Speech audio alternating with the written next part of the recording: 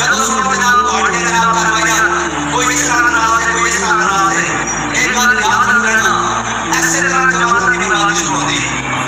ਹਾਂ, ਸਾਡੀ ਕਿਸੇ ਨਾਲ ਨਾਰਾਜ਼ਗੀ ਨਹੀਂ, ਨਾ ਸਾਡੀ ਕਿਸੇ ਨਾਲ ਮੁਹੱਬਤ ਹੈ। ਸਾਡਾ ਇੱਕੋ ਹੀ ਮਕਸਦ ਹੈ ਕਿ ਅਸੀਂ ਹਜ਼ੂਰ ਦੇ ਦੀਨ ਵਾਸਤੇ ਆਏ ਹਾਂ। ਔਰ ਮੈਂ ਅੱਜ ਇੱਥੇ ਖੜੇ ਹੋ ਕੇ ਆਪਣੇ ਸਮੇਤ ਸਾਰਿਆਂ ਨੂੰ ਕਹਿ ਰਿਹਾ ਕਿ ਅਗਰ ਤੁਸੀਂ ਕਹਿ ਦਿਓ ਨਾ ਕਿ ਅਸੀਂ ਪਾਕਿਸਤਾਨ ਦੇ ਅੰਦਰ ਹਜ਼ੂਰ ਦਾ ਦੀਨ ਲੈ ਕੇ ਆਉਣਾ, ਤੇ ਜਦੋਂ ਬਾਬਾ ਜੀ ਨੇ ਆਵਾਜ਼ ਲਾਈ ਸਿਆਹ ਬਈ ਖਤਮੇ